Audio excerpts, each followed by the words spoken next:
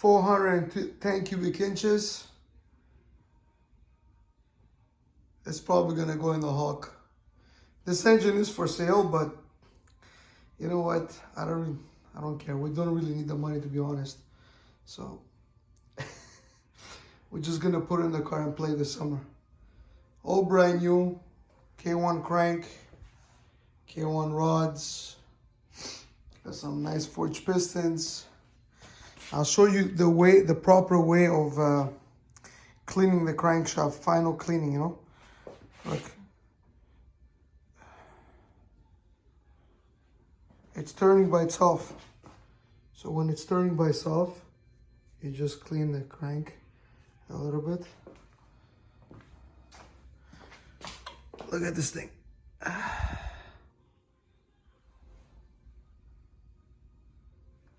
Look at it, what's in there. Lube.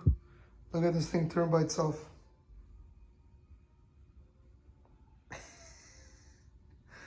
Mint, buddy, mint. And this gives me a chance to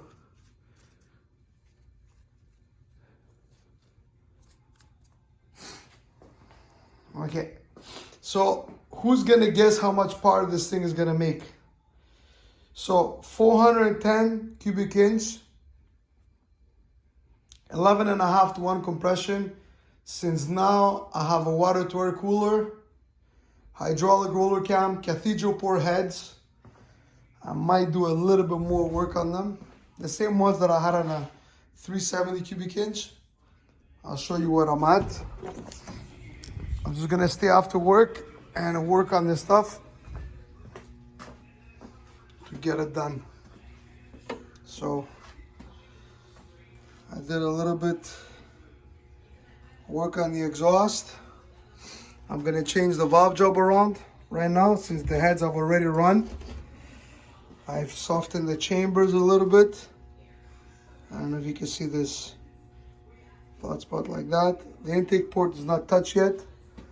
So there's room to open up on the valve job because it's not sitting all the way to the edge of the valve. So we're gonna do I'm not sure if I'm gonna touch the exhaust, but for sure I'm gonna touch the intake and do a little bit short turn and ball area work. So these are the heads that are gonna go on that motor. With the intake that was already, this intake that was already on there. This one is fully ported. There's that. So 410 cubic inch, 11.5 to 1. It's gonna have a healthy camshaft in there. And yep, that's pretty much it. So those heads right there made 595 horse on a 370 cubic inch with 10.2 compression. So this is gonna be at least 1 point more compression, 40 more cubic inches, and bigger camshaft, obviously. I don't think it will make 7, but yeah, maybe it's gonna be pretty close before boost. So that means 10 pounds of boost, 10, 12 pounds of boost should make 1,000 on the engine. So literally like small boost, and then then this engine is too big for the turbo that I have. So it's kind of like, it's gonna come up like a nitrous car, but it's gonna spool like instant. So we'll put this thing, we'll put it in the car, we'll go play this year, and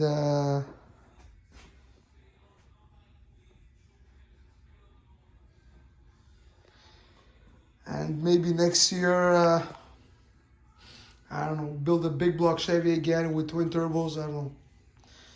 I really don't know. It depends. It all depends. Business is going good. We're busy. The problem is the time. The time. But we just have to take we can't take all the jobs. You know what I mean? We gotta take what we can, what makes sense to take, pretty much. So now, from now to whenever I need it, I gotta stay on nights. This one here, it's ready for the dyno for Jeff. It's just, I'm waiting for bearings for this fucking rockers right here. And Motor State has had some kind of a cyber attack or whatever how they were telling me there. And their website is down, so we're still waiting for those needle bearings. So I can go to the dyno. I have another engine there that's ready to go to the dyno. Maybe I'm gonna go tomorrow, maybe. I'm all ready, depends what's happening with the weather. I got the headers, everything. The engine is ready to go. And we have, we got the 280Z in the front. That's what I'm working on right now. This is what I'm working on. But I'm missing parts because he sold his other engine. And I need bolts for the water pump. I gotta put the water pump on. I gotta lift to put the headers. Gotta put the tranny up. So this thing by end of next week is supposed to be running. That's the main thing. This one to be running by the end next week. And then hopefully by then, working on nights, I can finish the other engine too. I mean, these heads are pretty much, you know, a couple of nights and they're gonna be done. Maybe I won't even touch the intake port. I'm not sure yet. We'll see. It is a boosted setup, but I like to make as much power as possible on naturally aspirated. So it just needs less boost after to make good power. And I won't be running E85 anymore. It's finished. I'm going back to race fuel. It's either race fuel or methanol. E85, it's like it's not bad. It's pretty good, but what happened to me with the injectors and stuff getting clogged up, I'm not in the mood for that. You know what I mean? I'd rather just pay for the extra money for the race gas and that's it. Anyways, back to work. Enough rambling around. This thing is looking pretty good. It's ready to run by itself. And start to sizing the rods now and putting everything back together.